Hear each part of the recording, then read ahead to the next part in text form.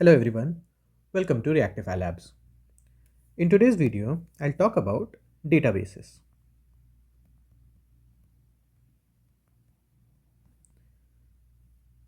So, I think people who are watching this video or this series on system design are already familiar with what database is, why we need database, why not file systems, what are the advantages that database provides over file system. So I'm not going to talk about those things.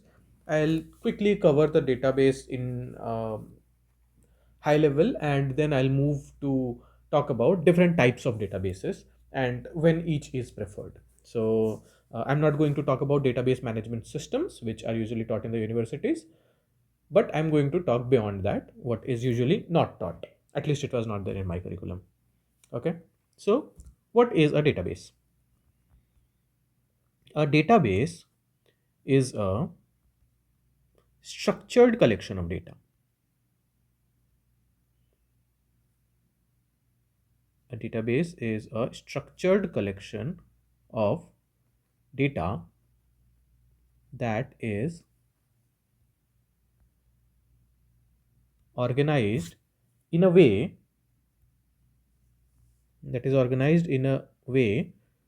to facilitate efficient retrieval and management. Efficient retrieval and management.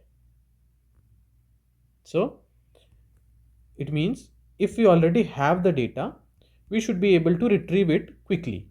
Okay, and if we have the data, we should be able to manage it as well. We should be able to manage it easily, efficiently. It should not be like it takes us days to find, to update the record. Nothing should be like that. Okay, so if we have a record here and we want to update it, we should be able to quickly do it, efficiently do it. Okay, so that's why database is used, and I am pretty sure everybody knows that. So databases have a very important role. Okay, so databases play a crucial role in organizing and storing data. Databases play a crucial role in organizing and storing data, making it easier to access,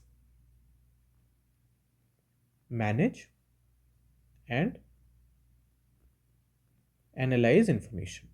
Okay, so this is about the database. That's all I'm going to talk about databases. And we all know what are the different types of databases: SQL and NoSQL, right? But there is one more which I am going to talk about today. It is NewSQL. Okay. As it is evident from the topic of the video that there is something called NewSQL as well. Okay. I'm pretty sure most of us have heard about SQL and NoSQL, or SQL and NoSQL, but very limited number of people know about NewSQL. Okay. So let's talk about the differences between SQL and NoSQL first. What is SQL and what is NoSQL? As the name suggests, SQL, structured query language. NoSQL, not.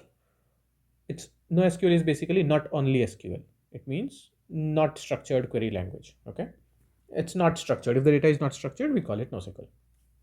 So SQL has tabular structure with predefined schema.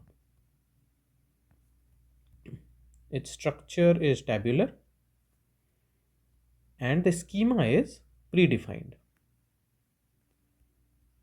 Okay, it means we will have to first decide, let's say if we are entering the record of a student, and for that we have to enter name, roll number, class, school. Then we have to decide that okay, the schema will be like this. If any more information comes, that will not be acceptable. Okay, so that is the tabular structure of the SQL database. Here we have flexible schema. It is possible that for one student we enter name, um, class, school. But for other student, we enter name, address. Less, more, anything can be fine. Okay, so that's why we use NoSQL. If we don't know it beforehand, that if the data will be there or not. Okay, um, so it means it will have a flexible schema. It can handle unstructured and semi-structured data.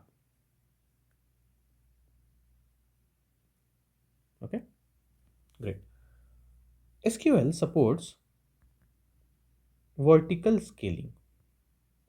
It means we can add more power to the existing hardware, whereas NoSQL support horizontal scaling. Horizontal scaling, it means we can add more servers to our database. Okay. Next comes SQL uses, actually we can say SQL uses SQL. SQL is basically what RDBMS, relational databases. They use SQL for query, querying and defining data. Okay. So let me make it more clear. So when we say SQL, it is basically relational database, RDBMS, okay, or relational databases. These are non-relational databases, so they use SQL for querying, and they have these NoSQL have variety of query languages.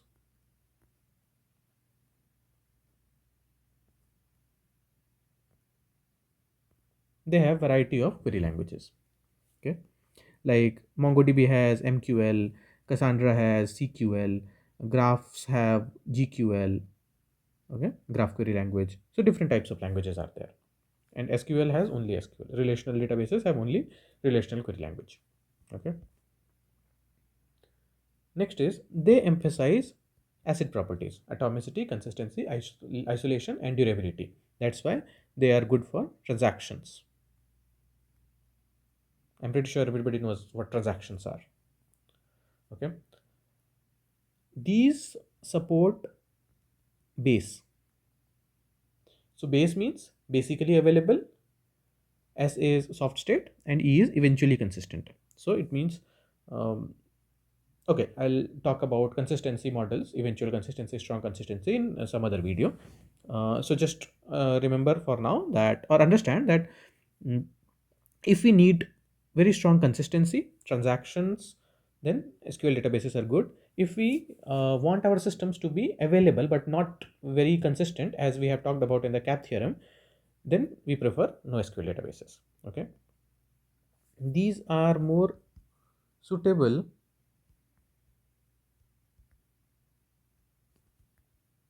for complex queries. Okay, and obviously transactions.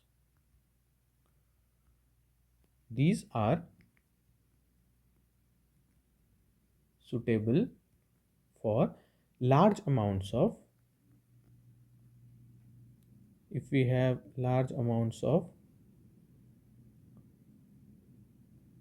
unstructured or semi-structured data, and also for scenarios where scalability is crucial. Okay, so we use these, generally. If you see, NoSQL databases are used in systems like Facebook, Instagram, but SQL databases are used in systems like banks, because they have to manage transactions. Okay, also it does not mean that Facebook does not use SQL at all. Okay, they do use, for example, for your information, your information like your name, where you are living, where you went to school. These things are structured data, right? So for that, Facebook uses SQL. Okay, great. Now, what are the different types of SQL databases? For SQL, there is only one, For SQL, there is only one RDBMS. Okay. Examples include MySQL, PostgreSQL, SQL Server, Oracle. So their feature is they are tables with rows and columns. And as we talked about this, predefined schema, asset properties, and complex query support.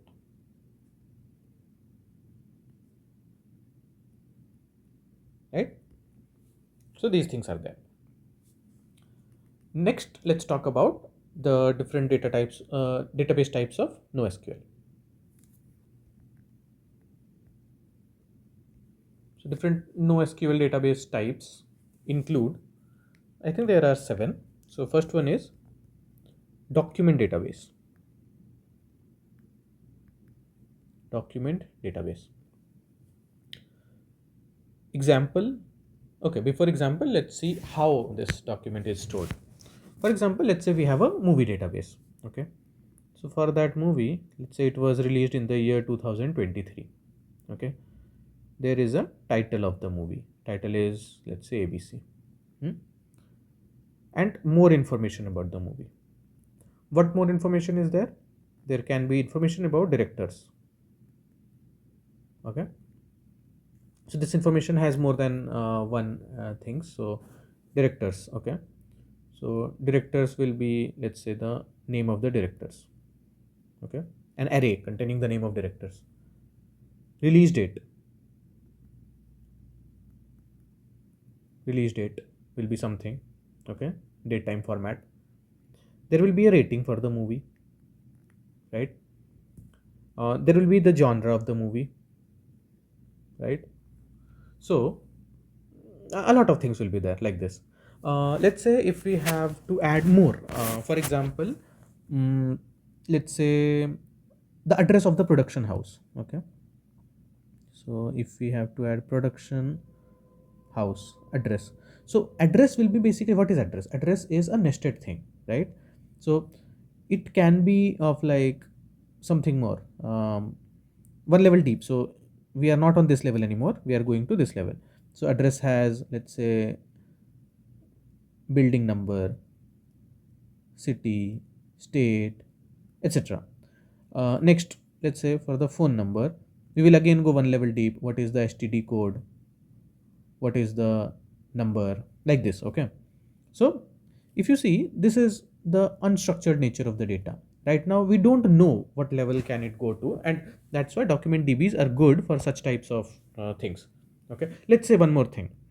Good example would be, let's say, the release date. Okay. So release date is good, but now if we do a theater release, then there will be some data. But if we do an OTT release, there will be some other data.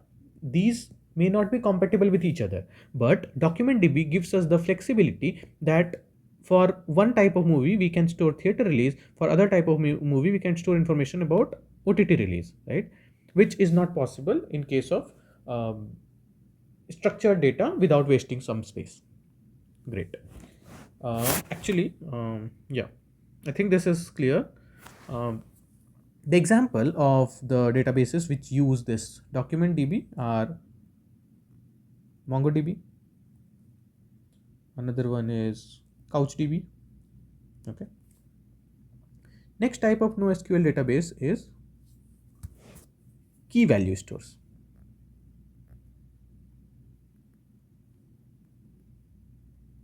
We have key value stores. So for key value stores, we will have a key and a value. So basically, let's see, we have um, a table for mapping MAC address to IP address. Okay. MAC address to IP address. So what is this? So there will be a key MAC address will be the key, and if we have to get the IP address corresponding to the MAC address, it will be just the value corresponding to the key. Okay, so it's just a map that we use in some other programming languages, right? So it's just like that, and these are mostly used for caching purposes. So the examples of the systems are Redis. Actually, Redis, yeah, Redis is the best example. Okay, so their features are, they are simple key value pairs. They have, they provide fast retrieval, because there is no nesting like the document database. So it's just a key and value. So hashing will work here. Efficient for, sorry, efficient for caching and real time applications, right? I think I did not talk about this here. So the features of document DB are flexible,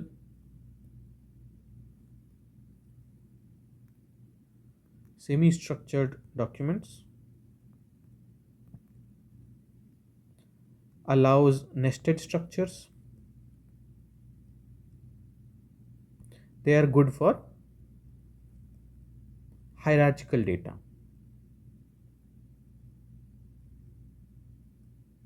If the data is hierarchical and we don't know how many levels deep it would go, then this document DB is very good for that. Okay. Next comes wide column stores. What are wide column stores?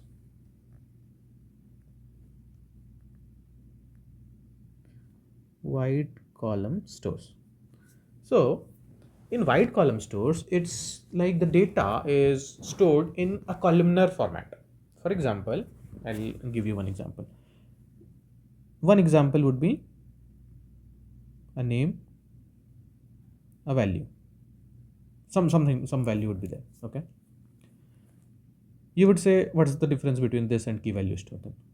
This is one type of example. Another can be, let's say there is one super column, name, and it will have name, value, name, value, name, value, right? The best example would be, let's say, for example, your roll number in the class. So your roll number is, let's say, ABC. Your name is ABC, and your roll number corresponding to this is 100. Okay, name value.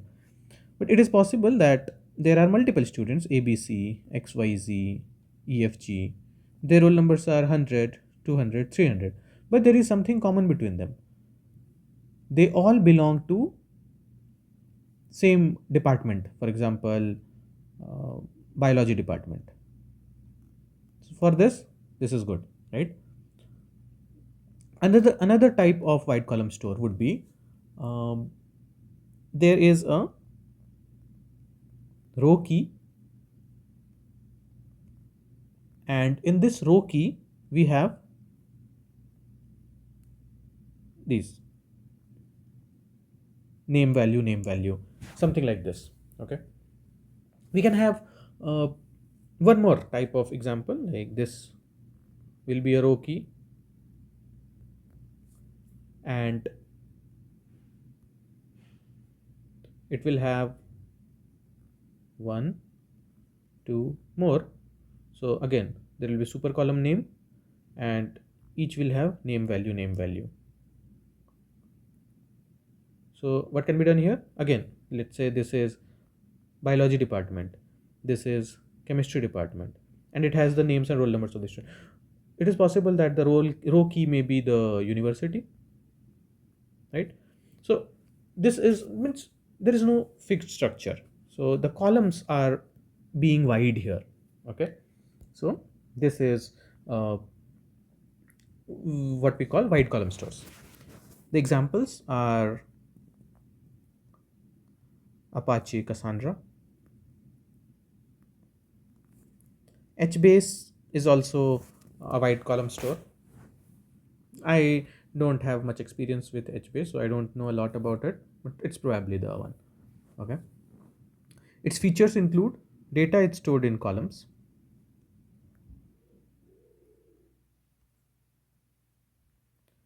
data is stored in columns rather than rows. They are suitable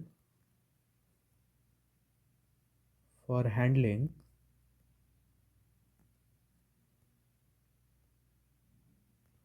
large amounts of data with high write and read throughput. Okay. Next, we have something called graph databases. Okay. Graph databases are like this.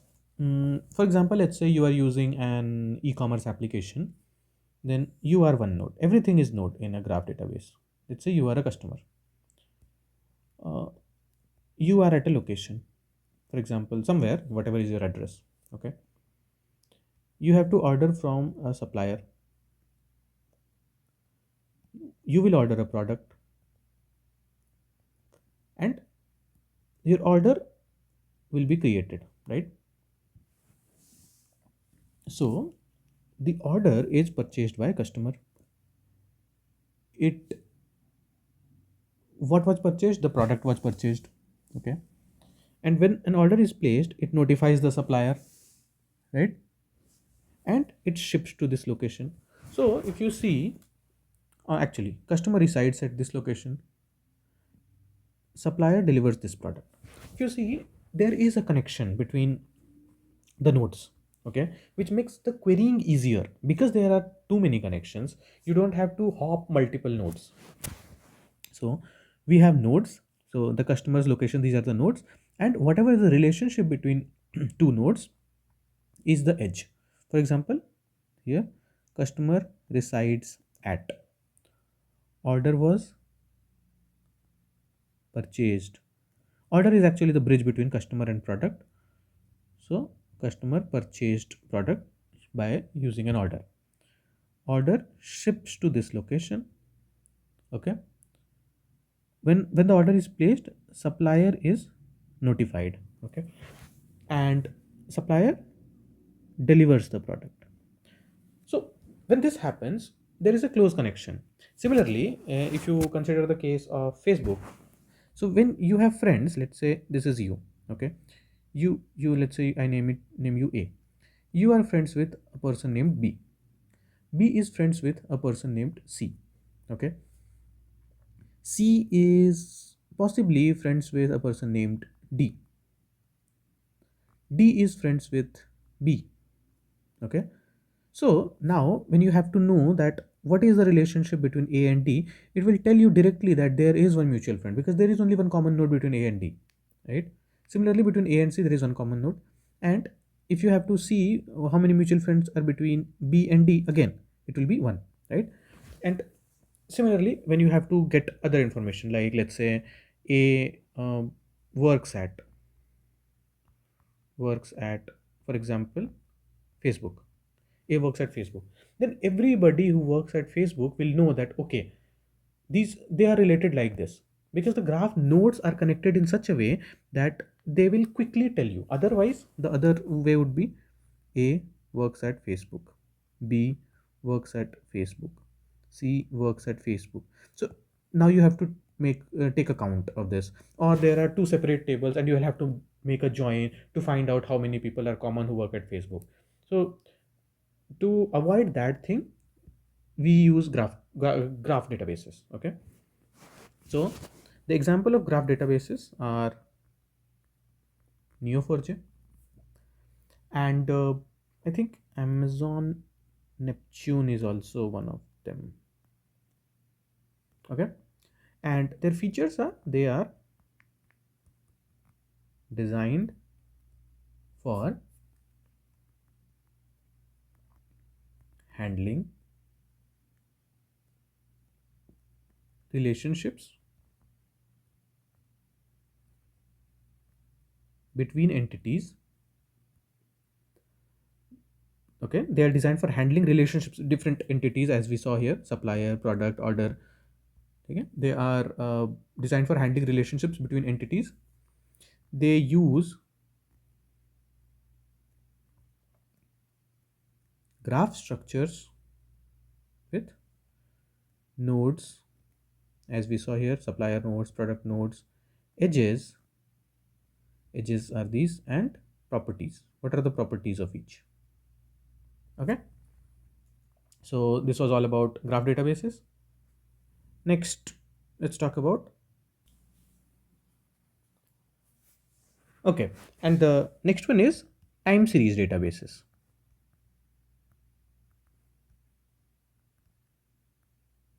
Time series databases. Okay, so when we have databases like, let's say, metrics, logs from a system, which systems which emit log continuously, let's say the best example is Facebook, which not only Facebook, everything, every company there is which emits log continuously. Every system does that. Okay, so we need those logs for monitoring capabilities. We need to know if the system is going to go down, if there is any anomaly. So for that we need continuous data, every millisecond data, continuous data, right? Then these systems keep emitting data continuously. Okay, and if we go and store them in any other database, it will not be good, because they are not designed to handle that kind of load and that kind of data.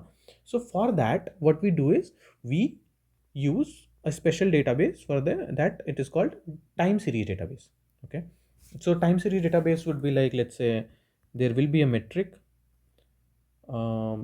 there will be the, like, description, timestamp. Okay, at this time this came, and what is the value, let's say. So there can be anything. I am not going to take an example here, but you understand, because the systems are very complex, their logs are very complex. So some things like this, they keep emitting. At every timestamp there will be some data, and if there is, let's say, a downtime, a failure, as you already know that Facebook goes down, Instagram goes down, so they look at these logs and then figure out what the issue is. Okay, so for these, time series databases are used. Okay, example is InfluxDB, OpenTSDB, Open Time Series Database, and their features are, they are optimized for handling time series data.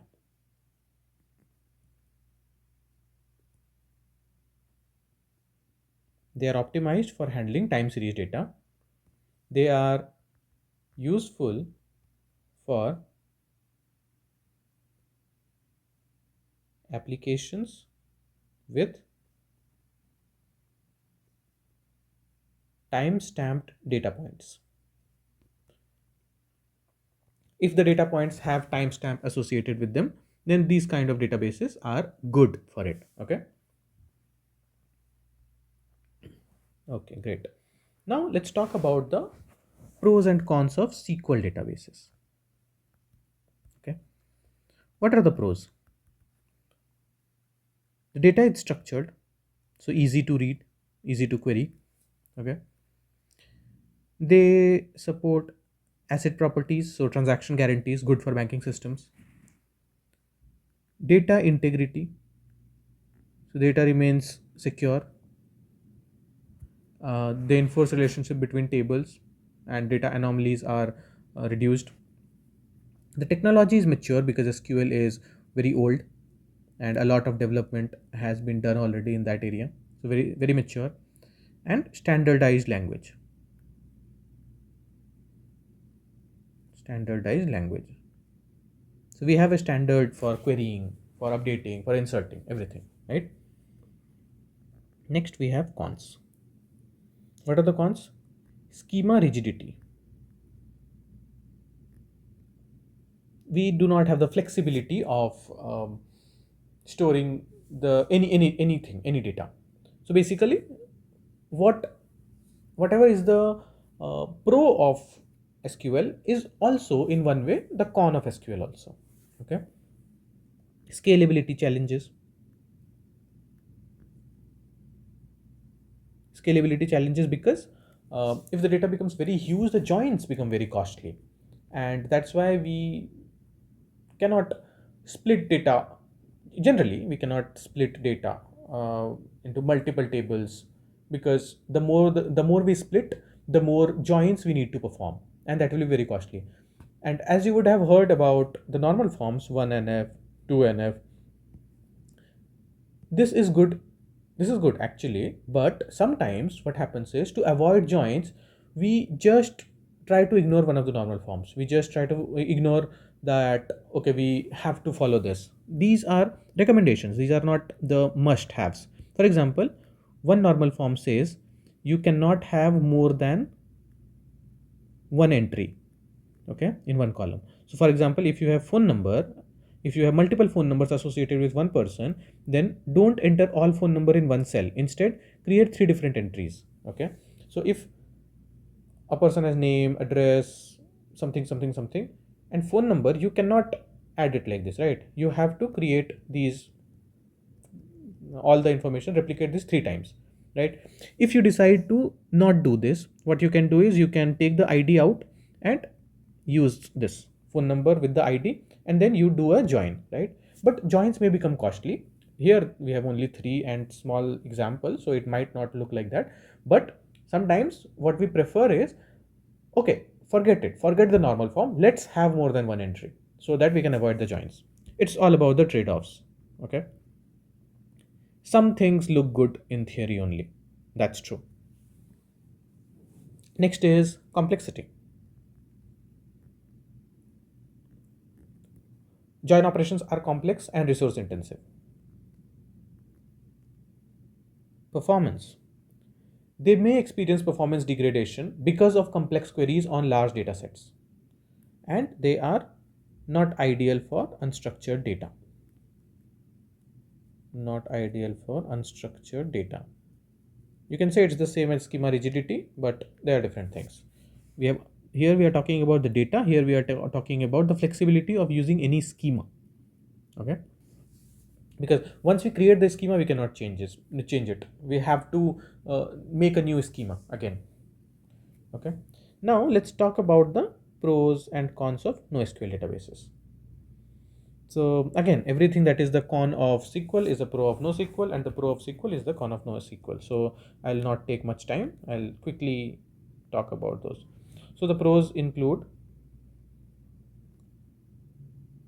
flexible schema, scalability, high performance, because obviously for large number of big system, we will prefer this. We don't have join operations, so no complex joining, no join operations, and better for big data. Better for big data. Okay, and the cons include lack of acid, obviously, lack of acid guarantee. The learning curve is little bit steep for NoSQL databases, because they have different query languages, different kinds of data models. So we need to first decide which one to use, then which one to uh, um, query, and what kind of query it has. We have to learn everything. It's less mature. It's less mature compared to SQL. Okay, and they have limited query capabilities. Limited query capabilities. They are not as expressive as SQL databases. Okay. Next, as I told you, there is one more, which is called NewSQL databases. What are NewSQL databases? So they are, let me give you the definition first. They are a class of relational database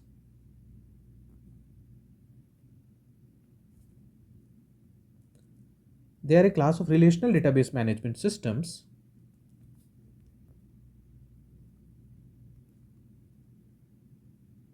that seek to provide the scalability of NoSQL systems for OLTP, online transaction processing workloads, while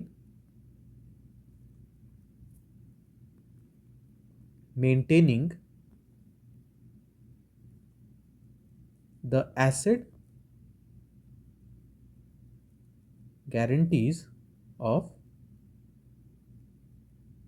traditional database systems. So if you see here, we have all the pros of both the SQL and NoSQL. They are providing the scale of NoSQL. Okay, let me change the color. They are providing the scale of NoSQL database. They are providing transaction guarantees, like for OLTP workloads, transaction workloads. They want this. They provide asset guarantees of traditional DB systems. So what was the one thing missing in both SQL and NoSQL? SQL had transaction guarantees, but they could not scale. NoSQL could scale, but they did not have transaction guarantees. What NewSQL is doing is they are providing both the asset guarantees and the scalability. So now, if we have things which require your transaction guarantees, require you to follow ACID, and you want it to scale as well, then you can use NewSQL kind of databases. Okay.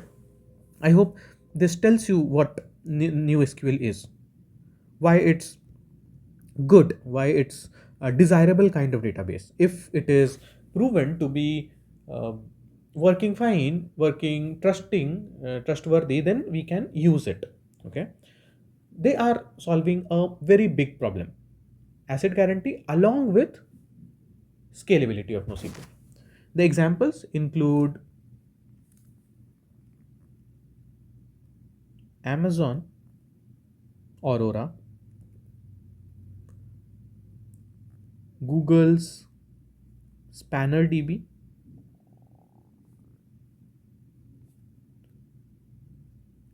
it's one more is Volt DB, one more is Cockroach DB. So these are the databases which are of NewSQL type. Okay. Next, let's quickly talk about the pros and cons. And as we all know, the pros are nothing but the pros of both SQL and NoSQL. Let's talk about them quickly. So the pros is scalability. As I just talked about, they provide the scalability of NoSQL. They provide the asset guarantee of SQL. Now, if they are going with SQL, also, if you see the definition, it says they are a class of relational database. So they are relational. Okay, it means the schema is good, the query is structured. Okay, so scalability, asset guarantee, relational model. They adhere to traditional relational model, which makes them suitable for applications with structured and complex data requirements. Performance, because of NoSQL type of scalability and speed, so the performance is also good. They aim to provide high performance capabilities, which makes them suitable for transactional workloads which demand high requirements. Okay, and one more thing is concurrency control. Concurrency control. So many NewSQL databases implement advanced concurrency control mechanisms to efficiently handle concurrent transactions, and they ensure thus data consistency in multi-user environment. Then what are the cons? If they have all the pros of SQL and NoSQL, what are the cons? The cons is that the learning curve is steep. Because they are new, they don't have much community support also. Not a lot of people know about them. So if you are faced with some bug, then you might not be able to find the answer to Stack Overflow. So that is one issue with this.